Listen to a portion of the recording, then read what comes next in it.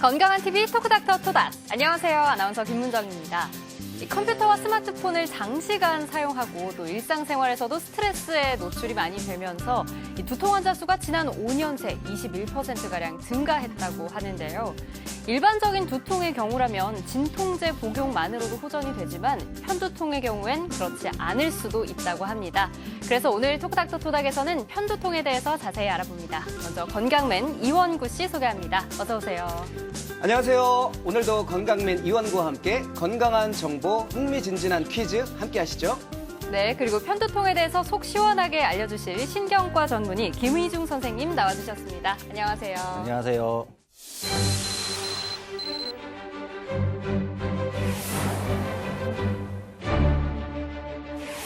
네, 선생님 오늘의 주제 편두통이잖아요. 정확히 어떤 질환인지 설명해 주시겠어요? 네, 편두통은 민감한 뇌와 신경 그리고 혈관을 가진 사람이 유발 자극을 받았을 때 발생하는 두통입니다. 머리 한쪽이 아픈 것이 특징이라고 여겨져서 명칭을 편두통이라고 해야 하지만 실제로 아픈 부위가 여기저기 옮겨 다니기도 하고 좌우가 번갈아가면서 아프기도 합니다. 심지어는 뒷머리만 아픈 경우도 있습니다.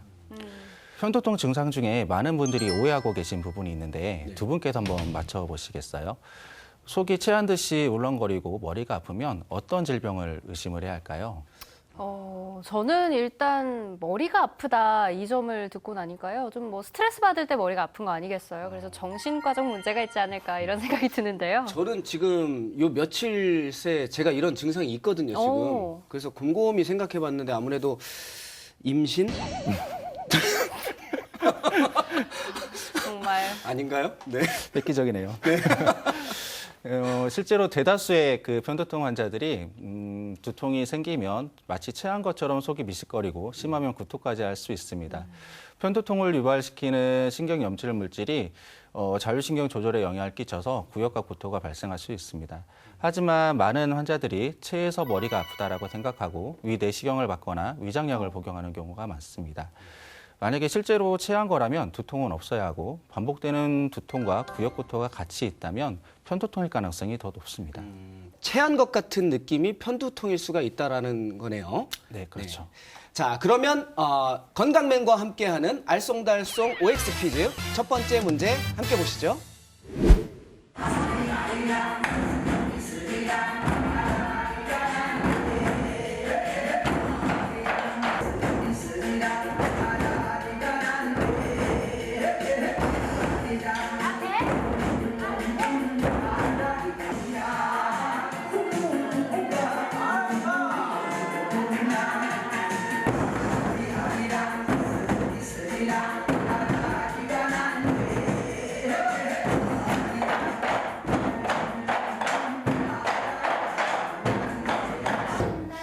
와, 지금 여러분 신나는 공연 보셨죠? 오늘은 스트레스를 완전히 난타해버리시는 분들을 만나러 와봤습니다. 제가 또 난타하고 일가견이 있거든요. 오늘 기대해 주시고요. 오늘 이분들과 함께 OX 퀴즈 풀어보도록 하겠습니다. 만나볼까요? 자, 여러분 안녕하세요. 눈에 번쩍거리는 빛이 보이는 등의 증상은 편두통과 관계가 있다. 맞다 생각하시면 O, 틀리다 생각하시면 X로 이동해 주세요. 네, 그러면 O를 선택하신 분들 중 먼저 만나보도록 하겠습니다. 아까 어머니 여기 아까 노란 눈 있고 앞에서 표정 밝게 공연하시는 거 봤는데요.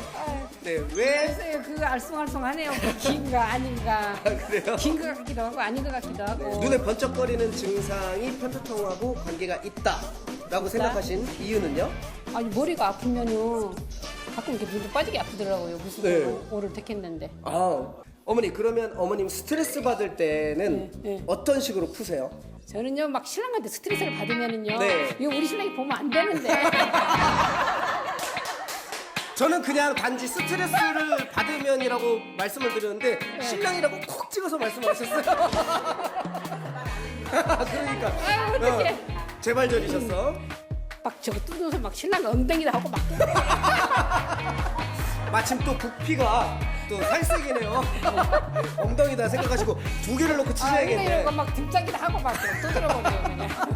그럼 좀 풀리시던가요? 그거 확 풀려요. 아 그래요? 네. 그럼 계속해서 스트레스 안 받게 여기서 신나게 난타 즐기세요. 네, 감사합니다. 감사합니다. 자 그러면 X를 선택하신 분들 중에서 네 어머니 네 눈에 번쩍이는 것은 증상은 편두통하고 관계가 없다 생각하신 이유는요? 아, 저쪽에 사람들이 너무 많이 가서 찍었어요. 이쪽으로. 농담 듣고 자 이유를 한 번만 자세하게 설명을 해주세요. 글쎄요, 제가 눈이 요즘 안 보이기는 한데 네. 생각해 보니까 편두통하고는 별 상관이 없는 것 같아요. 눈만 좀 침침해지는 것 같고. 그래서 그냥 시력하고 예. 뭐 두통은 별개다. 예, 네. 그렇게 생각을 했어요. 아, 어머님은 난타 하신 지 얼마나 되셨어요? 저도 3월달에 3월 달부터요. 네. 여기 다 같이 시작하셨나 봐요. 그러죠 3월에? 이제 유치원생들이. 아 반이 혹시 네. 한번 보여주실 동작 있으세요? 아, 제가 조금 몸치인데.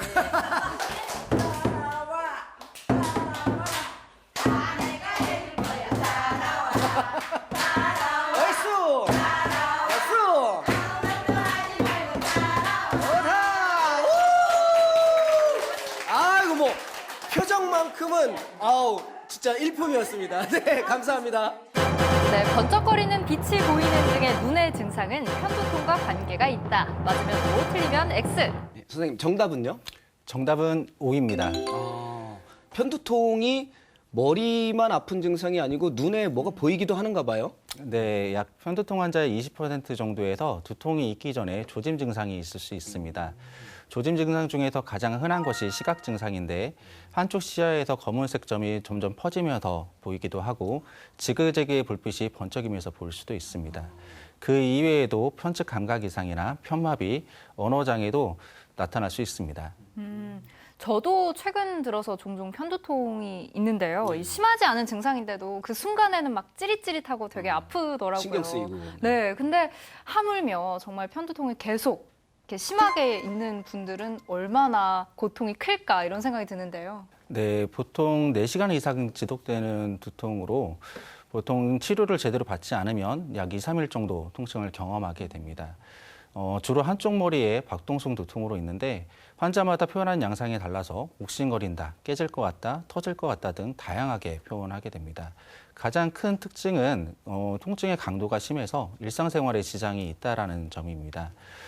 통증의 강도 중에서 중등도 정도는 두통으로 인해서 학업이나 집안일 그리고 직장일의 능률이 약 50% 정도 떨어질 정도이고 심도 정도는 일상생활을 거의 할 수가 없어서 조퇴를 하거나 누워 있어야만 하는 정도입니다. 또한 조금만 움직여도 두통이 악화되기 때문에 환자들은 걷거나 계단을 오르거나 또는 심지어 고개를 숙이기만 해도 두통이 심해져서 움직이지 않고 누워 있으려는 경향을 보이게 됩니다.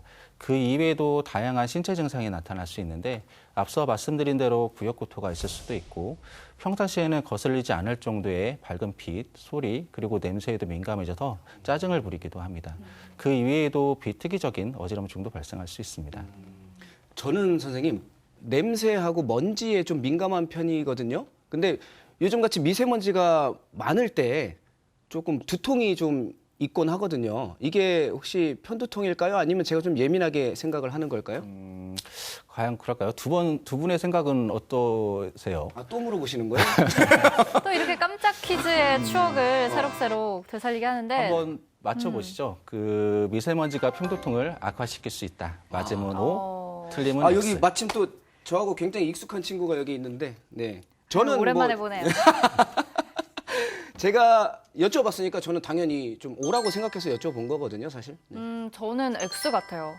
물론 미세먼지가 요새 뭐 사회 악이다 이런 얘기까지 나오고는 있지만 그 날씨의 춥고 더움 이런 것들은 편두통과 관계가 있을 것 같은데 미세먼지는 그닥 관계가 없을 것 같은데요? 네, 미세먼지가 편두통을 악화시킬 수 있다. 맞으면 O, 틀리면 X. 네, 정답은 O입니다. 미세먼지가 코 속에 있는 후각신경을 자극해서 편두통을 악화시킬 수 있습니다. 특히 더운 날 미세먼지가 많다면 체온을 낮추기 위해서 열린 땅구멍으로 더 많은 미세먼지가 들어오게 되고 뇌혈관에 영향을 끼쳐서 편두통의 발생 위험성이 평상시보다 5배나 더 증가하게 됩니다. 제가 예민한 게 아니었네요, 그러면. 그리고 또 듣고 나니까 또 제 편두통의 원인도 그 미세먼지가 아닐까 이런 생각이 드는데요. 편승을 잘하시네요. 네, 편두통 편이라서 그런가? 근데 이 편두통 어떻게 진단을 하나요? 편두통은 두통의 양상을 바탕으로 진단을 하게 됩니다. 만약에 제대로 된 치료를 받지 않고 그냥 둔다면 4시간에서 72시간 정도 지속되는 박통성 두통이 있는데 대개 통증의 정도가 중등도 이상이기 때문에 일상생활에 지장을 받는 경우가 흔합니다. 대개 한쪽 머리가 아픈 것이 흔하지만 머리 전체적으로 다 아플 수도 있고 신체 활동에 따라서 악화가 되기도 합니다. 일부 환자에게서는 두통이 있기 전에 시각 이상, 감각 이상, 언어 장애 등과 같은 전조 증상이 서서히 발생해서 1시간 미만으로 지속되는 경우들도 있습니다. 이런 증상이 있는 경우를 조진 편두통이라고 진단을 하고 없는 경우를 무조진 편두통이라고 진단하게 됩니다. 그럼 이렇게 환자분은 편두통이 맞습니다. 땅땅 이렇게 진단을 하게 되면 어떤 검사를 시행하게 되나요? 편두통이 환자들이 호소하는 주관적인 증상을 바탕으로 진단을 하기 때문에 초진 때 확진하지 못하고 경과를 보면서 두통이 어떻게 변하는지, 약에 대한 반응은 있는지 살펴봐야 하는 경우들이 있습니다. 이런 과정에서 두통의 양상이 바뀌었거나 약물 치료에 대한 반응이 기대만큼 올라오지 못했었을 때 다른 뇌질환에 의한 2차성 두통인지 감별하기 위해서 뇌 영상 검사나 뇌파, 뇌연료 초음파, 유발전이 검사나 뇌척수액 검사를 시행하기도 합니다. 하지만 이런 검사들이 편두통을 진단하기 위한 것은 아니고요. 다른 원인을 배제하기 위해서 하는 검사들입니다. 그러면 꼭 편두통인지를 확인하기 위해서 뇌사진을 꼭 찍어야 될 필요는 없는 거죠? 네, 그렇죠.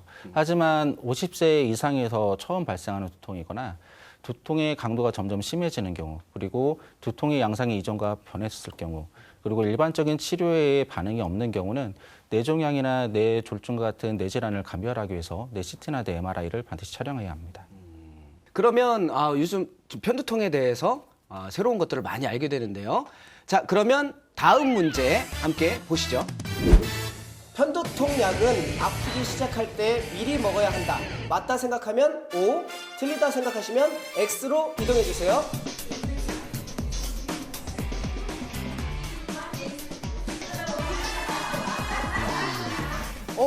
O를 선택하신 분은 아무도 안 계세요. X를 선택하신 분들 중에 우리 선생님 한번 만나볼게요. 선생님.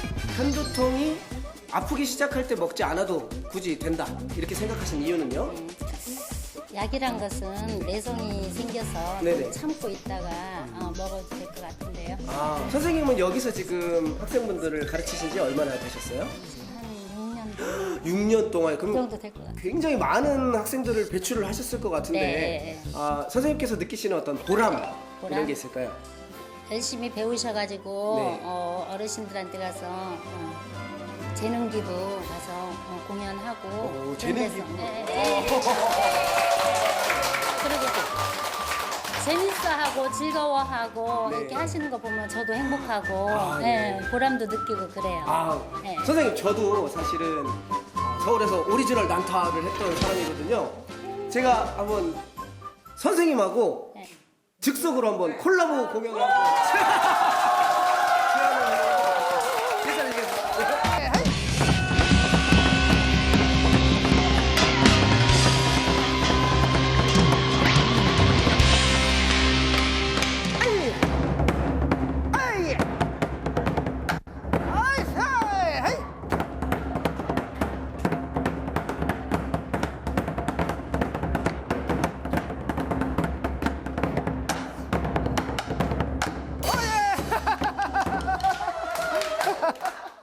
네, 편두통 약은 아프기 시작할 때 미리 먹어야 한다. 맞으면 O, 틀리면 X. 네, 정답은요? 정답은 O입니다. 두통의 심한 정도에 따라서 진통제나 편두통 특이약을 사용해 볼 수 있는데 두 가지 모두 두통이 발생한 후에 최대한 빨리 복용해야 효과가 좋습니다. 하지만 대다수의 환자들이 약을 먹으면 부작용이 걱정된다, 약을 많이 먹으면 내성이 생긴다, 그런 이유로 조기에 약을 복용하지 않는 경우들이 많습니다. 하지만 편두통은 한번 진행해버리면 진통제의 효과가 현저히 떨어지고 이미 진행된 두통을 해결하기 위해서 더 많은 약을 복용해야 하는 경우가 있습니다. 일부 환자에게서는 두통 발작을 예측할 수 있는 전구 증상으로 하품을 많이 한다든지 기분 감정상의 변화가 생긴다든지 뒷목이 뻣뻣해지거나 애매모호하게 아플 것 같다는 느낌이 호소하는 경우가 있는데 이때 약을 복용하면 편두통이 진행되는 것을 막을 수 있습니다. 오히려 초기에 약을 빨리 복용하면 더 좋다는 게 좀 사실은 새롭기도 한데요. 이 편두통 치료 방법에는 그러면 어떤 것들이 있나요? 아직까지는 약물 치료에 의존하고 있습니다. 손쉽게 구할 수 있는 단순 진통제나 복합 진통제를 1차 약으로 사용해 볼 수 있지만 대부분 통증의 강도가 심하기 때문에 편두통 특이약으로 알려져 있는 트리탄제를 복용을 하게 됩니다. 여기서 중요한 거는 진통제나 트리탄제를 복용하는 시점인데요. 두통이 생길 것 같으면 최대한 빨리 복용해서 편두통이 진행되는 것을 막는 것이 중요합니다. 트리탄제의 효과가 없는 경우 복용한 시점이 적절했는지 살펴봐야 하고 그래도 효과가 없다면 다른 트리탄제로 변경하거나 아니면 진통제랑 같이 복용해 보는 방법도 생각해 볼 수 있습니다. 제가 정말 요즘 편두통이 지금 며칠째 가고 있는데요. 한 번 통증으로 이게 끝나는 게 아니라 가끔 이렇게 지속적으로 편두통이 이어질 때가 있는데 이건 어떻게 하죠, 선생님? 조기 치료에 사용하는 두통약을 일주일에 2번 넘게 복용해야 할 정도로 두통이 자주 있다면 두통의 강도와 빈도를 줄일 수 있는 예방 치료를 생각해 보시는 게 좋습니다. 조기 치료에 사용하는 약이 효과는 좋지만 자주 복용할 경우에 약물 과용 두통을 유발해서 난치성 두통으로 진행시킬 수 있습니다. 단순 진통제의 경우 한 달에 15번 이상, 복합 진통제나 트리탄제 같은 경우는 한 달에 10번 이상 복용할 경우에 약물 과용 두통의 발생 위험성이 증가하게 됩니다. 약물 과용 두통이라고 하셨는데 아니 이게 치료를 위해서 약을 먹은 건데 그 약 때문에 또 두통이 생긴다는 거잖아요. 네, 과도한 진통제를 복용할 경우에 통증 전달 회로에 문제가 생겨서 평상시 아프지 않을 것 같은 자극에도 통증을 크게 느끼게 됩니다. 이런 경우 과용된 약제를 서서히 줄이면서 중단해야 하고 예방적 약물 치료를 같이 시작해 볼 수 있습니다. 카페인은 약물 과용 두통을 악화시키는 원인 중에 하나이기 때문에 철저히 제한해서 중지하셔야 하고 처음에는 진통제 사용에 제한이 생기기 때문에 극심한 두통을 경험할 수는 있습니다. 하지만 통증을 완화시킬 수 있는 다른 방법들을 병행하기 때문에 조금만 참고 견디시면 두통이 완화될 수 있습니다. 그런데 이 편두통 때문에 매일 머리가 아프다 혹은 뭐 일상생활을 하기 힘들 정도다 하시는 분들도 더러 계실 것 같은데요. 어느 정도의 기준이어야 이 만성 편두통이다 이렇게 얘기할 수 있을까요? 한 달에 두통 일수가 한 달에 50% 이상, 즉 15일 이상이면서 그중에 8일 이상은 편두통 양상으로 아픈 경우 만성 편두통으로 진단하게 됩니다. 만성 편두통은 치료가 어려운 난치성 두통이고 환자를 고통 속에 살게 하는 원인 질환 중에 하나이기 때문에 반드시 구분해서 치료를 받으셔야 합니다. 그렇다면 이 만성 편두통 환자는 일반적인 두통이나 편두통 환자와는 또 다른 치료 방법으로 치료해야 하는 건가요? 네, 그 만성 편두통에 효과가 있다라고 입증돼서 FDA 승인을 받은 것은 보톡스 주사만 있는 상태입니다. 보톡스요? 그 주름을 펴고 이렇게 턱을 갸름하게 만드는 제가 맞고 싶은 그 보톡스 말인가요? 네, 많은 분들이 보톡스 주사를 주름 개선이나 얼굴 관리 등 미용적 목적으로만 사용한다고 알고 계시는데 보톡스 주사는 신경 염증 물질을 억제시켜서 통증을 완화시키는 효과가 있습니다. 이마와 양쪽 옆머리, 그리고 뒷머리와 목, 승모근 등 총 31곳에 주사를 하게 됩니다. 효과는 약 2주 후에 나타나게 되고 첫 번째 주사로 약 50% 정도의 통증 완화 효과가 있고 세 차례 정도 주사를 맞았을 때 약 75% 정도의 통증 완화 효과가 있는 걸로 알려져 있습니다. 네, 건강한 TV 토크닥터 토닥 오늘은 편두통을 주제로 함께하고 있는데요. 이제 공식 질문 3가지 드리도록 하겠습니다. 먼저 치료 후에 어떻게 잘 관리하면 될까요? 안타깝게도 편두통은 완치가 되는 병은 아닙니다. 하지만 지속적으로 관리해서 일상생활에 지장이 없게끔 하는 것이 중요합니다. 약물 치료 이외에도 생활 습관의 교정으로 두통의 빈도와 강도를 줄일 수 있습니다. 따라서 유발 인자가 무엇인지 정확하게 파악하는 것이 중요하고 그러기 위해서는 두통 일기를 쓰는 습관을 들이는 게 중요합니다. 언제 두통이 발생했는지, 두통이 발생하기 전에 무엇을 먹었는지, 그리고 그때 당시 생활 습관 속에 어떤 변화가 있었는지를 기록하는 게 두통의 유발 인자를 파악하는 데 도움이 될 수 있습니다. 그럼 좀 맥락을 같이 할 수도 있겠는데요. 두 번째 질문, 예방법은요?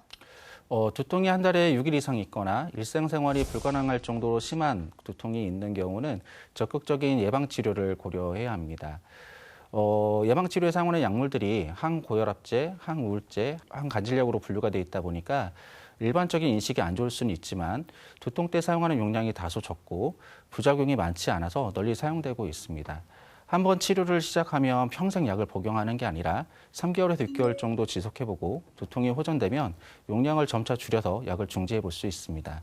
약물 치료 이외에도 두경부 쪽의 근육을 긴장도를 완화시킬 수 있는 운동도 도움이 되고 신경자극술의 한 종류의 경두계 자기장 치료도 활용해 볼 수 있습니다. 네, 그러면 마지막 세 번째, 이 예방을 위한 좋은 생활 습관에 대해서도 조금 더 자세히 알려주시죠.